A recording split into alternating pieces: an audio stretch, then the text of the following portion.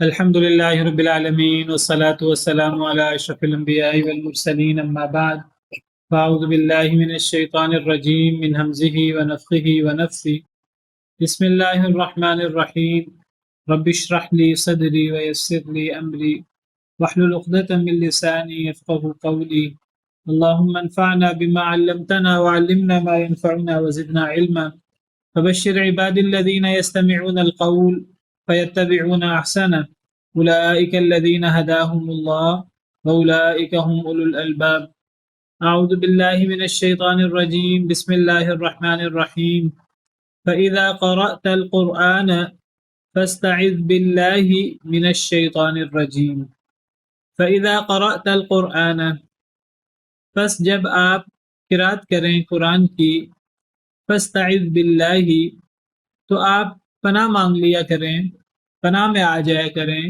باللہ اللہ کی، من الشیطان الرجیم شیطان رجیم سے، شیطان مردود سے، دھتکارے ہوئے شیطان سے۔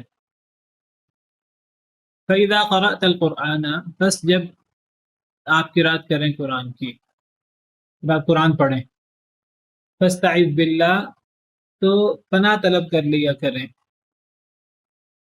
فَاسْتَعِذْ یہ فعل امر ہے باب افتعال سے، باب استفعال سے۔ باب استفعال جس کے شروع میں حمزہ سین تا آتا ہے تو اس میں طلب کرنے کا معنی ہوتا ہے، مانگنے کا معنی ہوتا ہے۔ جیسے استغفرہ ہوتا ہے، استغفرہ مغفرت سے ہے، اور باب استفعال ہے تو سین تا شروع میں یہ طلب کرنے کے، مانگنے کے معنی میں ہے، مغفرت مانگنا، مغفرت طلب کرنا۔ اسی طرح فاستعذ یہ فعل امر ہے باب استفعال سے اور عین واو زال سے، اعوذ اسی سے ہی ہوتا ہے۔ تو پناہ، اعوذ تو پناہ، تو باب استفعال ہے تو پناہ طلب کرنے کا معنی ہوگا۔ وعلیکم السلام۔ تو پناہ مانگ لیا کریں، بس جب آپ قرات کریں قرآن کی تو پناہ میں آ جایا کریں، باللہ اللہ کی۔ پناہ کس کی ہو سکتی ہے؟ اللہ کی۔ اللہ ہی ہے جو پناہ دے سکے، اور اللہ ہی کی پناہ میں آنا چاہیے۔ اللہ کے علاوہ کسی کی پناہ میں کوئی نہیں آ سکتا، کیونکہ اللہ ہی ہے جو کسی کو پناہ دے سکتے ہیں۔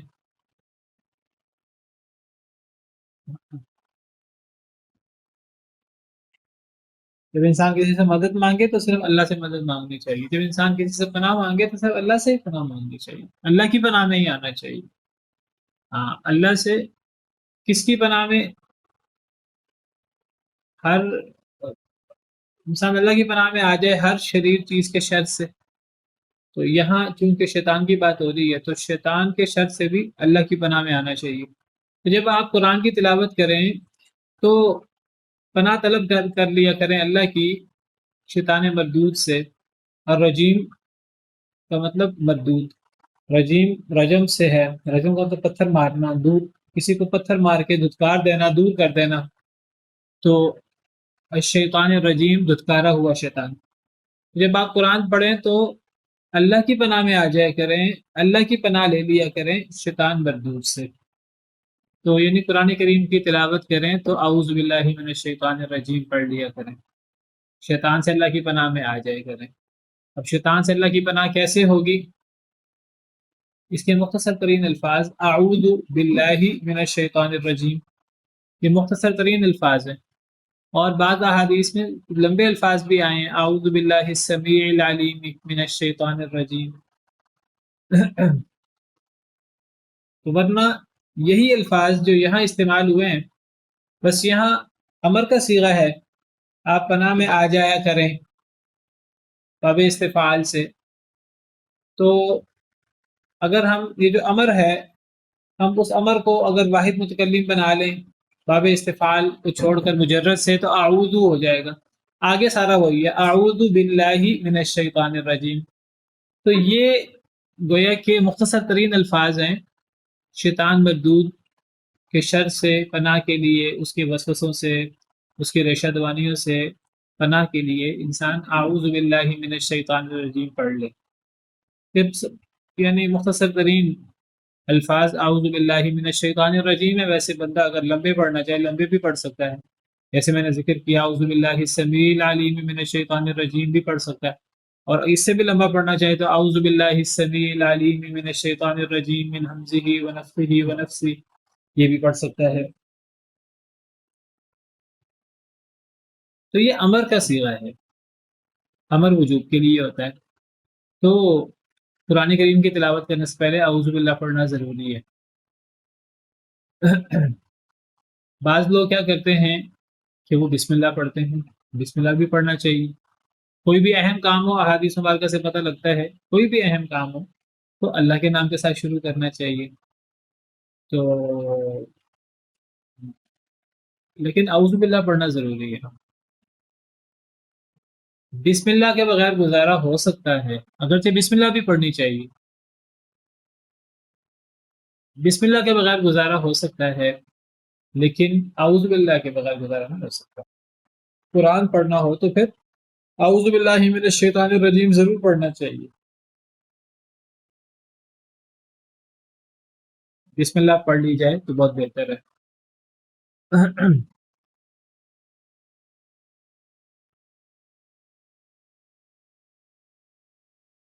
تو قرآن کریم کی قرأت شروع کرتے وقت اعوذ باللہ پڑھنا چاہیے. بسم اللہ انسان پڑھے تو بہت اچھی بات ہے. ہر اہم اور اچھے کام سے پہلے بسم اللہ پڑھنی چاہیے. مستحب ہے بسم اللہ پڑھنا. اگر سورت شروع کرنی ہو تب پھر بسم اللہ پڑھنا ضروری ہوتا ہے. سورت شروع کرنی ہوتا ہے کیونکہ اللہ تعالیٰ نے سورتوں کے شروع میں بسم اللہ نازل کی ہے باقاعدہ. اب ایک چیز ہے کہ ہم نے قرآن پڑھنا ہے، اللہ فرماتے ہیں قرآن پڑھنے کے لیے اعوذ باللہ پڑھنا ضروری ہے. فَإِذَا قَرَأْتَ الْقُرْآنَ فَاسْتَعِذْ بِاللَّهِ مِنَ الشَّيْطَانِ الرَّجِيمِ امر کا صیغہ ہے. اللہ کی پناہ میں آ جائے کریں شیطان مردود سے. امر وجود کے لیے ہوتا ہے. بسم اللہ بھی پڑھنا مستحب ہے، بہت بہتر ہے. اگر ہم تلاوت شروع کریں سورت نہ ہوتے، لیکن اگر سورت ہو تب پھر بسم اللہ بھی پڑھنا ضروری ہے. تو اگر تلاوت کی شروع کرتے وقت اعوذ باللہ پڑھنی ہے اور سورت کے ساتھ بسم اللہ پڑھنا ضروری ہے تو کئی صورتیں بنتی ہیں. کیا صورتیں بنتی ہیں؟ ایک صورت ہے اس کو کہتے ہیں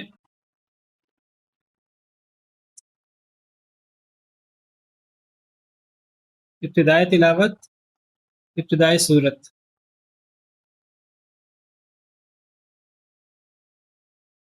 کیا مطلب ہے اس کا؟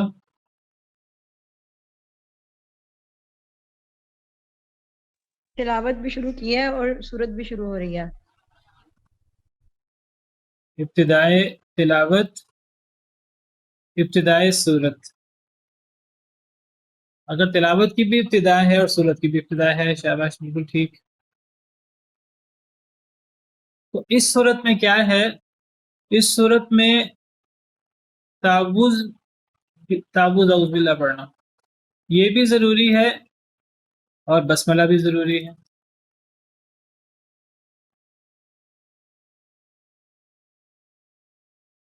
تو اس صورت میں تعوذ اور بسملہ دونوں ضروری ہیں. تلاوت کی بھی ابتدا ہے، صورت کی بھی ابتدا ہے. کوئی مثال اس کی؟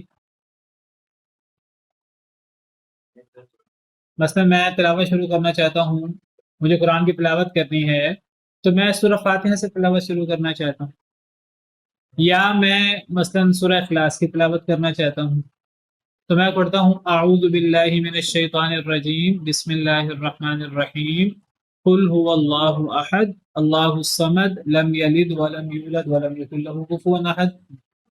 تلاوت لیب میں کرنی چاہیے. بہرحال تو اگر مجھے سورہ اخلاص سے یا سورہ فلق سے یا سورہ ناس سے یا سورہ تین سے یا سورہ علق سے کسی بھی سورت کے شروع سے اگر تلاوت کی ابتدا کرنی ہے تو یہ ابتدائی تلاوت بھی ہے اور یہ ابتدائی صورت بھی ہے.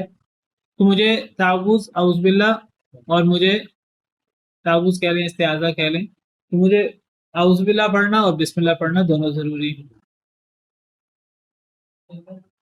اچھا ایک صورت ہے کہ میں کہتا ہوں کہ ابتدائی تلاوت تو ہے لیکن صورت کی ابتدا نہیں ہے، درمیانے صورت ہے، تو اس صورت میں اب تعوذ یا استعاذہ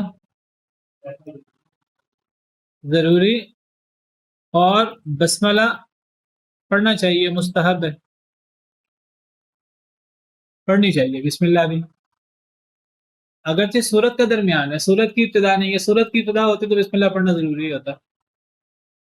تو آئے سورہ براءہ کے سورہ توبہ سے پہلے بسم اللہ نہیں ہے، اس کو آپ درمیانے صورت سمجھیں۔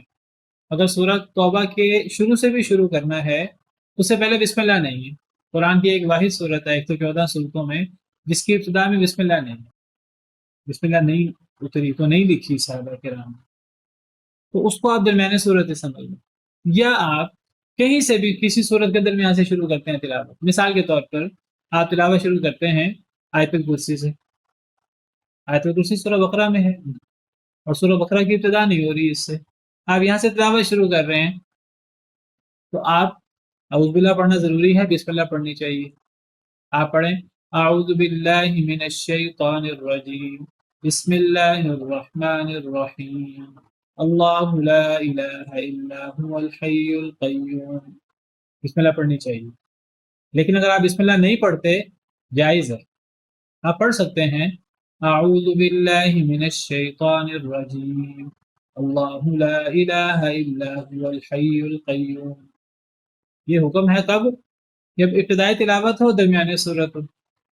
اور اگر میں سورہ توبہ سے ابتدا کرتا ہوں تو سورہ توبہ سے ابتدا وہ پہلی صورت میں نہیں آئے گا، وہ دوسری صورت میں آئے گا۔ اس میں ہم یہ نہیں کہیں گے تعوذ استعاذہ اور بسم اللہ دونوں ضروری ہیں، کیونکہ اس سے پہلے بسم اللہ نہیں لکھی، باقی ہر صورت سے پہلے بسم اللہ لکھی ہے، تو وہ درمیانے صورت کے قائم مقام ہے۔ اگر میں بسم اللہ پڑھ لوں تو اچھی بات ہے۔ اعوذ باللہ من الشیطان الرجیم بسم اللہ الرحمن الرحیم براءۃ من اللہ ورسولہ الی الذین عاہدتم من المشرکین، بہتر ہے۔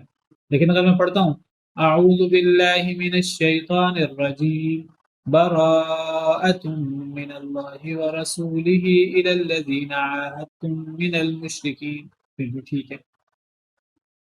یہ خاص سورہ توبہ کے بارے میں، اگر وہاں سے ابتدا کرنی ہو وہ درمیانے صورت کے قائم مقام ہے، ٹھیک ہے۔ تیسری صورت اب کیا ہے؟ تین صورتیں ہوتی ہیں، تیسری صورت کو کہتے ہیں ابتدائے صورت درمیان تلاوت۔ یہ کیا چیز ہے ابتدائے صورت درمیان تلاوت؟ تلاوت کرتے کرتے نئی صورت شروع ہو رہی ہے، تلاوت کرتے کرتے نئی صورت آ گئی۔ آپ دیکھیں تلاوت میں آپ قرآن کریم پڑھ رہے ہیں، قرآن کریم پڑھتے پڑھتے نماز میں تراویح میں آپ نئی صورت آ گئی، آپ نے نئی صورت بھی ساتھ میں لا دی، ٹھیک ہے۔ مثال کے طور پر ہم کہتے ہیں کہ میں نے تلاوت شروع کی قل ادعوا اللہ ودعوا الرحمن، سورہ بنی اسرائیل سورہ اسراء کے آخر سے، قل ادعوا اللہ ودعوا الرحمن ایما تدعوا فلہ الاسماء الحسنى ولا تجهر بصلاتك ولا تخافت بها وابتغ بين ذلك سبيلا وقل الحمد لله الذي لم يتخذ ولدا ولم يكن له شريك في الملك ولم يكن له ولي من الذل وكبره تكبيرا بسم الله الرحمن الرحيم الحمد لله الذي انزل على عبده الكتاب ولم يجعل له عوجا۔ تو یہ سورہ بنی اسرائیل یا سورہ الاسراء، اس کا آخر سے میں نے تلاوت شروع کی، دو آیتیں، یہ ایک آیت میں نے پڑھی اور سورت ختم ہو گئی، اور پھر آگے سورت کا ابتدا ہو گئی۔ اب جو میں نے تلاوت شروع کی ہے، میں نے تلاوت شروع کی سورہ بنی اسرائیل کی سیکنڈ لاسٹ آیت سے، میں تلاوت شروع کروں گا سورہ بنی اسرائیل کی سیکنڈ لاسٹ آیت سے، تو وہ کیا ہے؟ وہ ہے ابتدائی تلاوت درمیان سورت، قل ادعوا اللہ او ادعوا الرحمن، ابتدائی تلاوت درمیان صورت، تلاوت کی ابتدا کی ہے میں نے، صورت کا درمیان ہے، تو وہاں مجھے اعوذ باللہ پڑھنا ضروری ہے، بسم اللہ پڑھنی چاہیے، اگر نہ بھی پڑھوں تو گزارا ہو جائے گا، ٹھیک ہے۔ میں نے تلاوت شروع کر دی، تلاوت کرتے کرتے 2 آیتیں پڑھی تو صورت ختم ہو گئی. اب صورت ختم ہونے کے بعد جب نئی صورت شروع کرنی ہے تو بسم اللہ پڑھنا ضروری ہے. 2 صورتوں کے درمیان بسم اللہ پڑھنا ضروری ہے. یہ جو تلاوت کے درمیان میں نئی صورت آ گئی تو یہ ابتدائی صورت درمیان تلاوت، یہاں بسم اللہ پڑھنا ضروری ہے. وہ ایک الگ بات ہے کہ اونچی آواز سے پڑھنی ہے کہ آہستہ آواز سے پڑھنی ہے، بسم اللہ پڑھنا ضروری ہے کیونکہ صورت کی ابتدا ہے. ٹھیک ہے، تو مجھے پڑھنا ہوگا کہ وَكَبِّرْهُ تَكْبِيرًا بسم اللہ الرحمن الرحیم الحمد للہ الذی انزل بسم اللہ پڑھنا ضروری ہے. ابتدائی صورت درمیان تلاوت. اعوذ باللہ نہیں پڑھنی، درمیان تلاوت میں اعوذ باللہ نہیں پڑھنی. اعوذ باللہ پڑھنے کی ضرورت نہیں ہے. اعوذ باللہ پڑھنی ہے شروع تلاوت میں، ابتدائی تلاوت. فَإِذَا قَرَأْتَ الْقُرْآنَ فَاسْتَعِذْ بِاللَّهِ. اعوذ باللہ تلاوت کی شروع میں پڑھنا ضروری ہے. تو یہ 3 حالتیں ہیں، ان 3 حالتوں میں نے آپ کے سامنے جو ہے وہ یہی 3 صورتیں بنتی ہیں تلاوت کی. یا تو تلاوت کی ابتدا ہوگی، صورت کی بھی ابتدا ہوگی تو استعاذہ اور بسم اللہ دونوں پڑھنا ضروری ہے. یا تلاوت کی ابتدا ہوگی، صورت کا درمیان ہوگا تو اعوذ باللہ پڑھنا ضروری ہے، بسم اللہ پڑھنی چاہیے. اور اگر تلاوت کا درمیان ہے اور صورت کی ابتدا ہے تو بسم اللہ پڑھنا ضروری ہے. ٹھیک ہے، ہاں جی، کوئی سوال؟ جی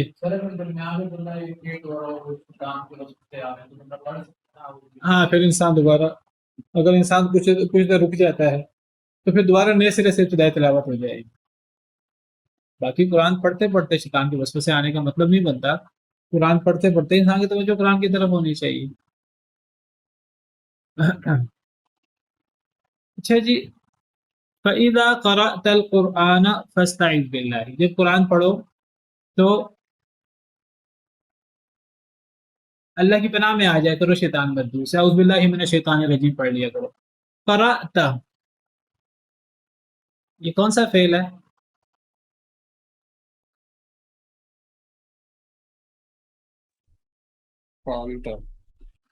جی واحد مذکر حاضر. فعل کون سا ہے؟ ماضی ہے، ماضی. ماضی تو ماضی کا مطلب ہے کہ ایک کام زمانہ ماضی میں ہوا، گزرے ہوئے زمانے میں. اس کا لفظی ترجمہ کریں تو لفظی ترجمہ کیا بنے گا کہ جب آپ قرأت زمانہ ماضی میں معنی کریں، جب آپ نے قرات کر لی، واحد مذکر حاضر کا صیغہ، 7واں صیغہ. جب تو ایک شخص نے قرات کر لی فاستعذ باللہ من الشیطان الرجیم تو پھر اللہ کی پناہ میں آ جائے کریں شیطان مردود سے. اگر ہم اس کا معنی ماضی کا کریں تب پھر کیا اس کا مطلب بنے گا؟ یعنی قرات مکمل کرنے کے بعد اعوذ باللہ من الشیطان الرجیم پڑھنا ہے.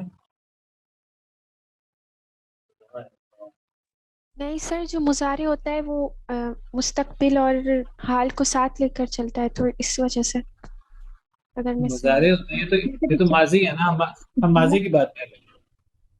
اذا لگا ہوا ہے تو اس طرح سے یہ وہ اس کا معنی دے گا غالباً استمراری کا. اس یا اذا لگا ہوا تو سمعتا ہو، سمعتا کا مطلب ہوگا تو نے سن لیا. قرأتا کا مطلب کیا ہوگا کہ تو نے پڑھ لیا، پھر ماضی ہے نا. ذکرتا آپ نے ذکر کیا، تو ایک مرد نے ذکر کیا. تو قرأتا تو ایک مرد نے پڑھ لیا.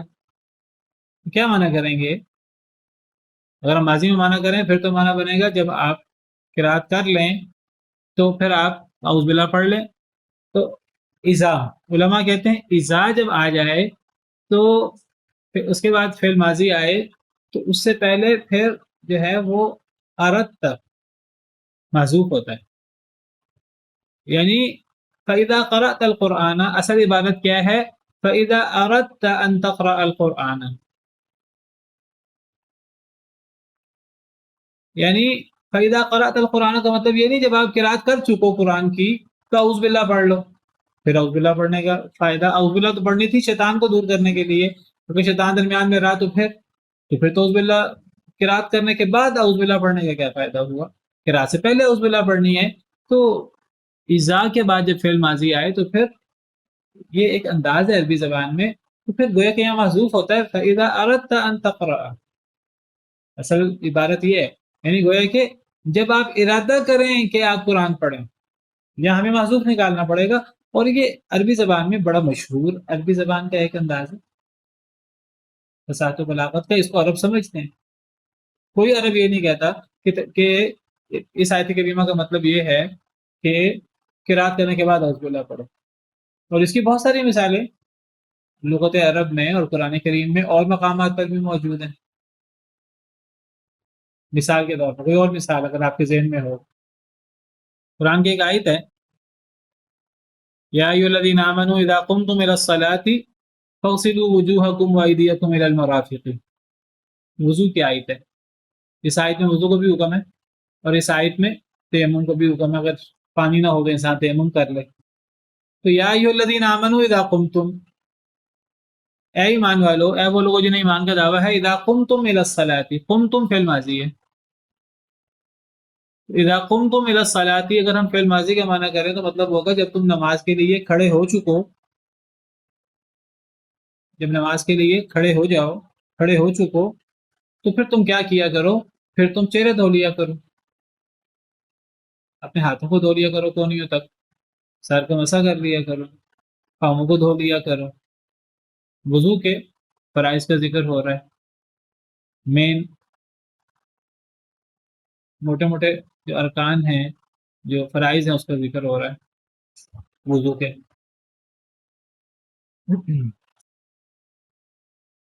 تو یہ وضو جو کرنا ہے یہ نماز کے لیے کھڑے ہونے کے بعد کرنا ہے کہ نماز سے پہلے کرنا ہے؟ یہ تو بڑی واضح سی بات ہے کہ وضو تو نماز سے پہلے کرنا ہے. تو یہاں ہم اذا قمتم کو معنی کیا کریں گے؟ اذا اردتم ان تقوموا الى الصلاۃ، کہ جب تم نماز کے لیے کھڑے ہونے کا ارادہ کرو. تو یہ ایک عام عربی زبان کا انداز ہے. سمجھ آ گئی؟ کوئی اشکال اس میں؟ تو ہم کیا معنی کریں گے فَإِذَا قَرَأْتَ الْقُرْآنَ، جب آپ قرات کر چکو تو اعوذ باللہ پڑھ لو. یا ہم کیا معنی کریں گے جب آپ قرات کا ارادہ کرو اعوذ باللہ پڑھ لو؟ تو ہم اس کا معنی کریں گے جب آپ قرات کا ارادہ کرو اعوذ باللہ پڑھ لو. جب آپ کے سامنے میں اسی کی ایک حدیث مبارکہ پیش کرتا ہوں. تو میں کیوں اس پہ زور دے رہا ہوں؟ اس کی وجہ ہے، وجہ یہ ہے نبی صلی اللہ علیہ وسلم کا ارشاد ہے، آپ نے فرمایا، نبی صلی اللہ علیہ وسلم کی ایک حدیث ہے جس میں آپ نے فرمایا کہ جب نماز جنازہ ادا کرو تو کیا کیا کرو. یہ کیا حدیث ہے؟ آپ کے سامنے حدیث مبارکہ میں نے کھولی ہے. تو اس حدیث مبارکہ کے الفاظ ہیں، سیدنا ابو ہریرہ راوی ہیں کہ نبی کریم صلی اللہ علیہ وسلم نے فرمایا، نبی صلی اللہ علیہ وسلم نے فرمایا اذا صلیتم علی المیت فاخلصوا له الدعاء. کیا مطلب ہے اس کا؟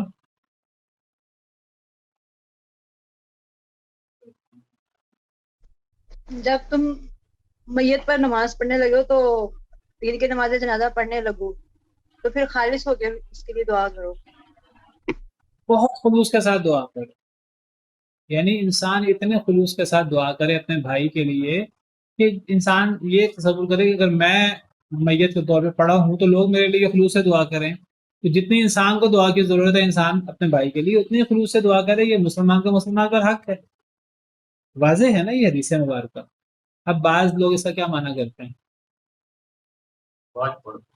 بعض لوگ کہتے ہیں کہ جی نماز جنازہ پڑھنے کے بعد، بعض لوگ نماز جنازہ پڑھنے کے بعد جو ہے نا دعا شروع کر دیتے ہیں. ان سے پوچھیں کہ آپ کیوں دعا شروع کرتے ہیں؟ وہ کہتے ہیں حدیث میں آتا ہے اذا صلیتم علی المیت فاخلصوا له الدعاء. ہم تو حدیث پر عمل کرتے ہیں. ہم کہتے ہیں حدیث پر کیسے عمل ہے؟ وہ کہتے ہیں حدیث پر عمل ایسے ہے کہ حدیث کے الفاظ ہے جب تم میت پر نماز جنازہ پڑھ چکو، یہ ماضی کا صیغہ ہے، جب نماز پڑھ لو میت پر تو خوب خلوص کے ساتھ دعا کرو. تو بھئی اگر نماز پڑھ چکو اور پڑھنے کے بعد خلوص سے دعا کرو تو نماز جنازہ میں کیا کرنا ہے؟ نماز جنازہ کس کام کے لیے ہے؟ نہیں یہاں تو فعل ماضی کا صیغہ ہے اور فعل ماضی تو گزرے ہوئے زمانے کے بارے میں آتا ہے. تو اذا صلیتم علی المیت فاخلصوا له الدعاء کا مطلب ہے جب نماز جنازہ پڑھ لو وہ تو نمٹا دو اس کو چند سیکنڈ میں، 10 منٹ 15 منٹ میں، نہ سورہ فاتحہ پڑھو نہ کچھ اور پڑھو نہ دعا کرو، نہ کسی کو پتہ لگے کہ کیا دعا ہوئی ہے کیا ہوئی ہے، اس کو تو ایک دفعہ نمٹا دو، وہ تو ایک کاروائی ڈال دو، اس کے بعد لمبی دعائیں اب شروع کر دو۔ تو یہ حدیث پیش کرتے ہیں۔ اب اس حدیث مبارکوں کو آپ قرآن کریم کی یہ آیات جو میں نے آپ کے سامنے پیش کی ہیں، اور یہ عربی زبان کا ایک عام قاعدہ ہے، ہر بندہ اس کو سمجھتا ہے۔ اگر یہی معنی کرنا ہے جو یہاں حدیث مبارکہ میں کر رہے ہیں کچھ لوگ اپنا موقف کو ثابت کرنے کے لیے، ان کو اصل میں دلیل کوئی نہیں ہے موقف کی، نہ نبی صلی اللہ علیہ وسلم نے کیا، نہ صحابہ کرام نے کیا، نہ کسی اور نے۔ دلیل یہ ہے تو یہ تو وہی بتائیں نا، ہاں جس کو پتا ہوگا وہی اذا صلیتم، یہ تو ایک عام عربی زبان کا قاعدہ ہے۔ اگر یہی معنی ہے کہ نماز جنازہ کے بعد دعا پڑھنی ہے خلوص نیت کے ساتھ، بڑے خلوص کے اخلاص کے ساتھ، تو پھر قرآن پڑھنے کے بعد اعوذ باللہ پڑھنا چاہیے، پھر نماز کے لیے کھڑے ہونے کے بعد پھر وضو کے لیے جانا چاہیے۔ امام صاحب اللہ اوپر کہہ دیں تو پھر سب لوگ وضو کے لیے چلے جائیں، امام صاحب بھی چلے جائیں وضو کے لیے، پھر نماز کون پڑھے گا؟ تو یہ عربی زبان سے ناواقفیت کی دلیل ہے۔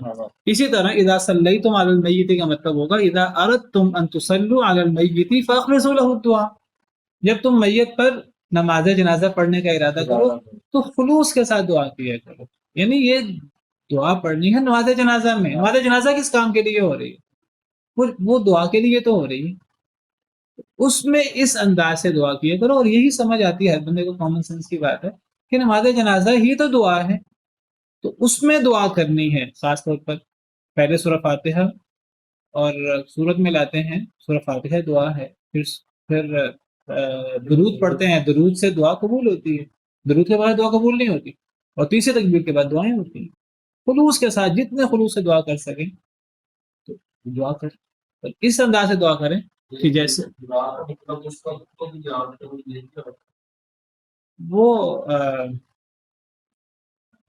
وہ بھی آتا ہے کہ اس وقت کو یاد کرو، اذا الشمس کورت، اور وہ ایک الگ انداز ہے، ٹھیک ہے؟ تو ایک یہ انداز ہے۔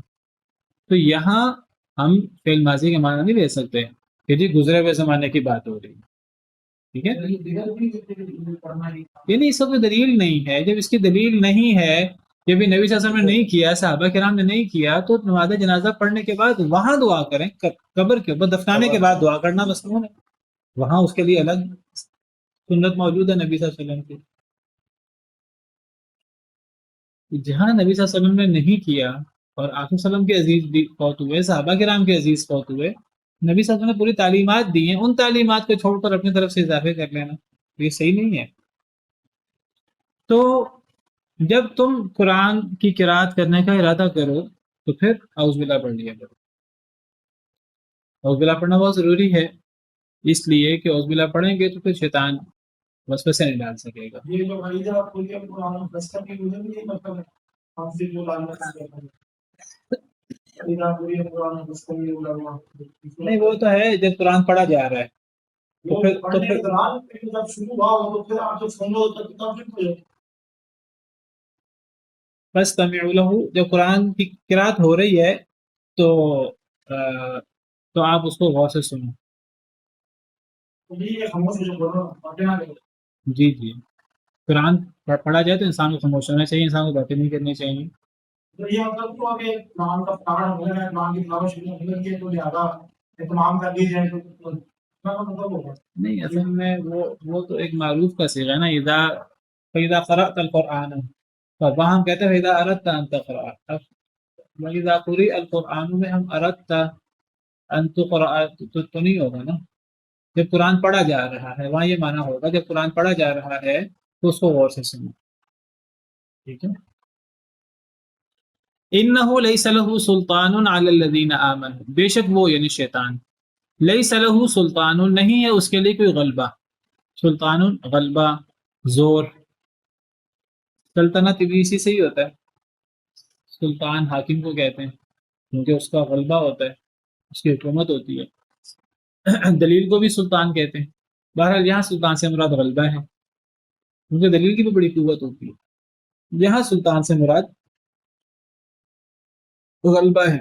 انہ لیس لہ سلطان علی الذین آمنوا، بے شک وہ یعنی شیطان، لیس لہ نہیں ہے اس کے لیے سلطان کوئی غلبہ، کوئی زور، علی الذین آمنوا، ان لوگوں پر جو ایمان لائے، وعلی ربہم یتوکلون، اور ان لوگوں پر جو اپنے رب پر توکل کرتے ہیں۔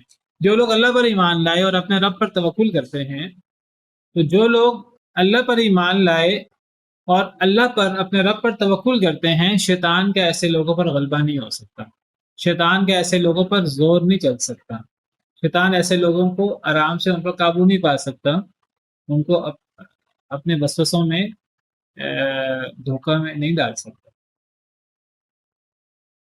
شیطان کے وسوسوں سے بچنے کے لیے اللہ پر ایمان اور اللہ پر توکل بہت ضروری ہے۔ جو لوگ اللہ پر ایمان نہیں لاتے یا اللہ کے علاوہ اوروں پر توکل کرتے ہیں، وہ لوگ شیطان کے جھپٹے میں اور شیطان کے داؤ میں بڑی آسانی سے آ جاتے ہیں۔ اللہ کے علاوہ توہمات، کالی بلی گزر جائے گی تو یہ ہو جائے گا،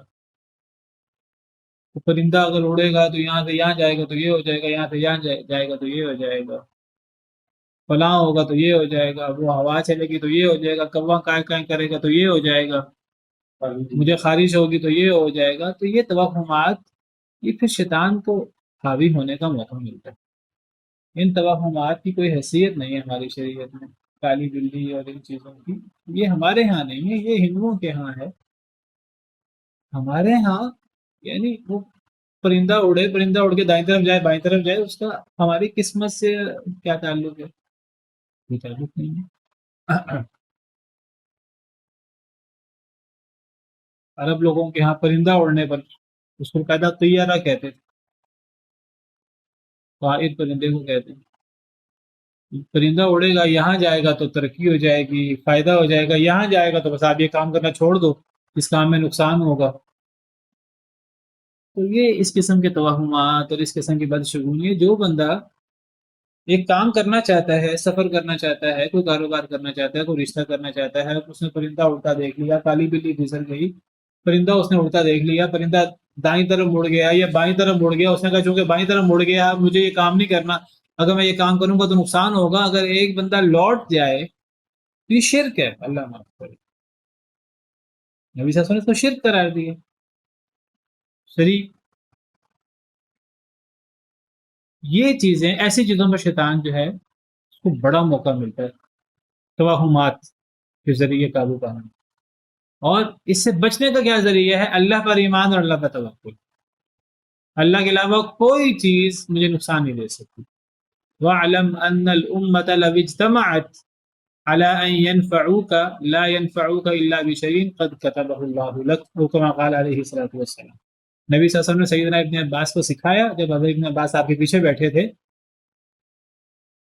کہ اے بچے میں تجھے کچھ کلمات سکھاتا ہوں، ان کلمات کو یاد کر لے، پلے سے باندھ لے۔ احفظ اللہ یحفظک، اللہ کی حفاظت کرو اللہ تیری حفاظت کریں گے۔ احفظ اللہ تجدہ تجاہک، تو اللہ کی حفاظت کر، اللہ کو سمجھ کے اللہ تعالیٰ مجھے دیکھ رہے ہیں، تو اللہ کو اپنے سامنے پائیں گے۔ اور پھر آپ نے فرمایا تھا کہ یہ بات جان لو کہ اگر پوری امت اکٹھی ہو جائے کہ تمہیں نفع دینا چاہے، تو پوری امت مل کے، پوری دنیا مل کے تمہیں نفع نہیں دے سکتی مگر اتنا ہی جتنا اللہ نے تمہارے لیے لکھ دیا۔ اور اگر پوری دنیا اکٹھی ہو جائے کہ تمہیں نقصان دینا چاہے، وہ تمہیں نقصان نہیں دے سکتی مگر اتنا جتنا اللہ نے لکھ دیا ہے۔ اللہ کا فیصلہ چلتا ہے اور کسی کا فیصلہ نہیں چلتا۔ یہ ہے اللہ پہ توکل۔ تو شیطان کا غلبہ بے ایمانوں پر، کفار پر ہوتا ہے، اور وہ لوگ جو اللہ پہ توکل نہیں کرتے۔ جو اللہ پہ توکل کرتے ہیں تو شیطان ایسے لوگوں پر حاوی نہیں ہو سکتا کسی صورت میں۔ انما سلطانہ علی الذین یتولونہ والذین هم به مشرکون، سوائے اس سے کہ نہیں اس کا غلبہ، اس کا زور شیطان کا، علی الذین یتولونہ، ان لوگوں پر ہوتا ہے جو شیطان کو دوست بناتے ہیں، والذین هم به مشرکون، جو اللہ کے ساتھ شرک کرتے ہیں، بدشگونیاں کر کے، غیروں پر اعتماد کر کے۔ مشرک سے بڑا بزدل کوئی نہیں ہوتا، موحد سے بڑا بے خوف کوئی نہیں ہوتا۔ توحید انسان کے اندر اللہ کے علاوہ ہر ایک چیز کا خوف ختم کر دیتی ہے، وہ اللہ سے صرف ڈرتا ہے اور کسی سے نہیں ڈرتا۔ اور مشرک جو ہے وہ ہر چیز سے ڈرتا ہے۔ جو اللہ کے ساتھ شرک کرتا ہے پھر وہ ہر چیز سے ڈرتا ہے. جب وہ ہر چیز سے ڈرتا ہے تو شیطان بھی اس کے اوپر حاوی ہو جاتا ہے، شیطان کے چیلے چانٹے بھی اس کے اوپر حاوی ہو جاتے ہیں، آسیب اور دیگر چیزیں بھی اس پر حاوی ہو جاتی ہیں. سنلقی فی قلوب الذین کفروا الرعب بما اشرکوا باللہ. اللہ فرماتے ہیں ہم عنقریب کافروں کے دلوں میں رعب ڈال دیں گے. کیوں؟ اس لیے کہ انہوں نے اللہ کے ساتھ شریک بنایا. ما لم ينزل به سلطان، اسے جس پر اللہ نے کوئی دلیل نہیں اتاری جس پر. تو مشرک وہ ڈرتا ہے اور اس کو چیزیں نقصان پہنچاتی ہیں، شیطان اس پہ حاوی ہو جاتا ہے، ایسے بھی چیزیں اس پر حاوی ہو جاتی ہیں. تو جو اللہ پر ایمان رکھتا ہے، اللہ کے علاوہ وہ اللہ پہ توکل رکھتا ہے، اس کو نہ شیطان کے چیلے وسوسہ ڈال سکتے ہیں اور نہ نقصان پہنچا سکتے ہیں.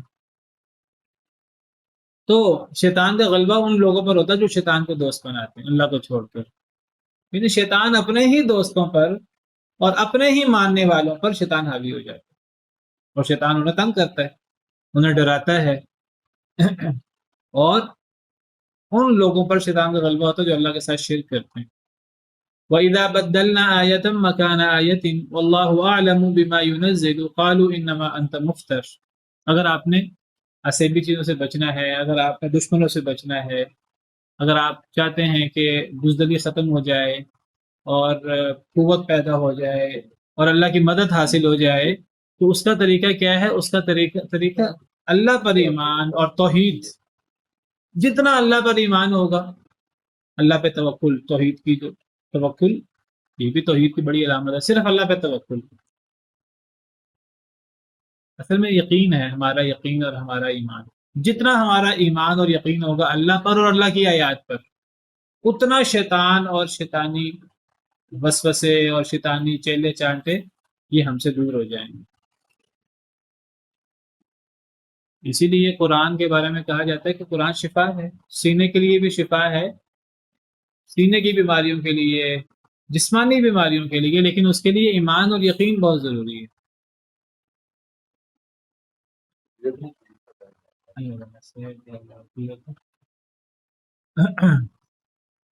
تو اس کے لیے ایمان اور یقین بہت ضروری ہے. وَنُنَزِّلُ مِنَ الْقُرْآنِ مَا هُوَ شِفَاءٌ وَرَحْمَةٌ لِّلْمُؤْمِنِينَ. اللہ فرماتے ہیں ہم قرآن کی وہ آیتیں نازل کرتے ہیں جس میں شفا بھی ہے اور مومنین کے لیے رحمت بھی ہے. کس کے لیے شفا اور رحمت ہے؟ مومنین کے لیے، ایمان لانے والوں کے لیے. وَلَا يَزِيدُ الظَّالِمِينَ إِلَّا خَسَارًا. یہی آیتیں ظالموں کو نہیں زیادہ کرتی مگر خسارے میں. ظالموں کا خسارہ بڑھتا ہے، ان کا خوف بڑھتا ہے قرآن سننے سے. قرآن انہیں فائدہ پہنچانے کے لیے نقصان دیتا ہے کیونکہ ان کو قرآن پر ایمان نہیں آتا. اللہ تعالیٰ قرآن کے بارے میں فرماتے ہیں قُلْ هُوَ لِلَّذِينَ آمَنُوا هُدًى وَشِفَاءٌ. اے اللہ کے رسول آپ فرما دیجئے کہ قرآن ایمان والوں کے لیے ہدایت بھی ہے اور شفا بھی ہے. وَالَّذِينَ لَا يُؤْمِنُونَ فِي آذَانِهِمْ وَقْرٌ وَهُوَ عَلَيْهِمْ عَمًى. جو لوگ ایمان نہیں لاتے قرآن ان کے لیے بوجھ بھی ہے اور قرآن ان کے لیے اندھا پن کا باعث ہے. وَهُوَ عَلَيْهِمْ عَمًى. قرآن پڑھ کے وہ مزید اندھے ہوتے ہیں. قرآن تو گمراہ کرتا ہے ایسے لوگوں کو. ایمان بہت ضروری ہے، یقین بہت ضروری ہے، توکل اللہ پہ بہت ضروری ہے. اللہ پہ توکل، اللہ کی آیات پہ توکل. ہم کہتے ہیں بعض دفعہ جی ہم قرآن پڑھتے ہیں، ذکر و اذکار کرتے ہیں تو نہیں اثر ہوتا. شیطان اور یہ چیزیں اور جادو اور یہ چیزیں دور نہیں ہوتی. بھئی ہم اس کو ایمان یقین کے ساتھ پڑھتے ہی نہیں ہیں. اگر ایمان یقین کے ساتھ نہیں پڑھیں گے، زبانی پڑھتے جا رہے ہیں صرف علاج کے طور پر، بس علاج ہو جائے اور یقین ہے ہی نہیں، تو علاج کیسے ہوگا؟ جب تک اللہ پہ توکل ہی نہیں ہے، اللہ پر ایمان ہی نہیں ہے، قرآن پر ایمان ہی نہیں ہے، یقین نہیں ہے قرآن پر، تو کیسے اثر ہوگا؟ آپ ایمان کے ساتھ کر کے دیکھیں، یقین کے ساتھ کر کے دیکھیں، پھر دیکھیے. قرآن تو ایسی چیز ہے کہ اگر مردوں کو زندہ کرنا ہو تو قرآن سے مردے زندہ ہو جائیں. فاصلے طے کرنے ہو قرآن سے فاصلے بھی طے ہو جائیں. وَلَوْ أَنَّ قُرْآنًا سُيِّرَتْ بِهِ الْجِبَالُ أَوْ قُطِّعَتْ بِهِ الْأَرْضُ أَوْ كُلِّمَ بِهِ الْمَوْتَى.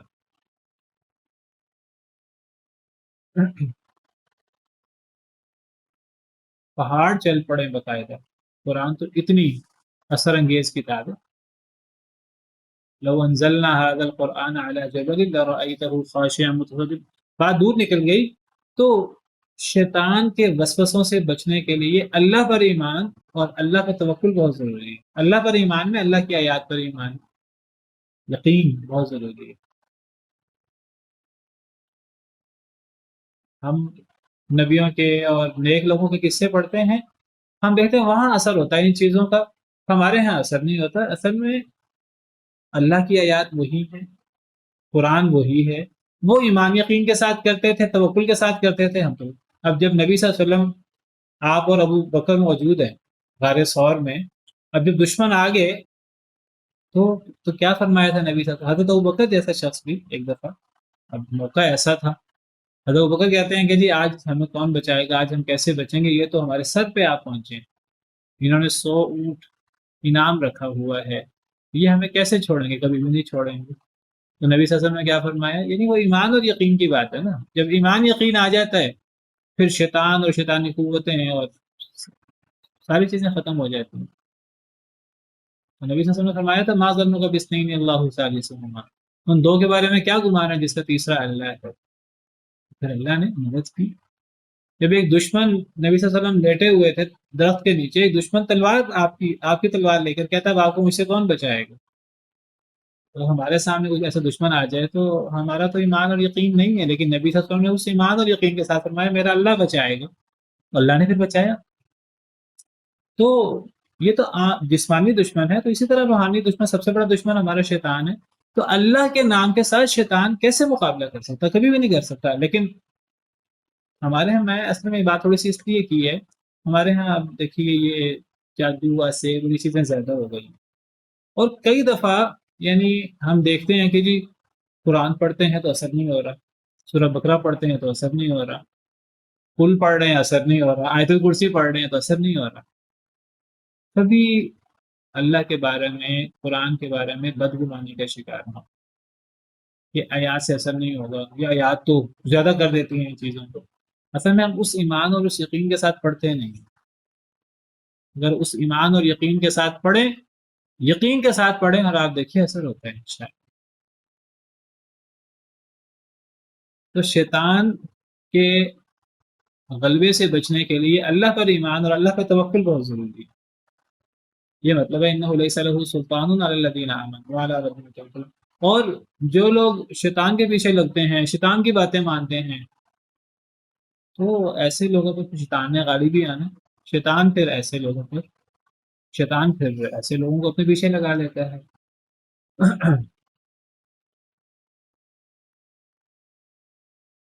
چلیں اسی پر بس کرتے ہیں، تو باقی انشاءاللہ کل. سبحان ربک رب العزت عما یصفون وسلام علی المرسلین والحمد للہ رب العالمین.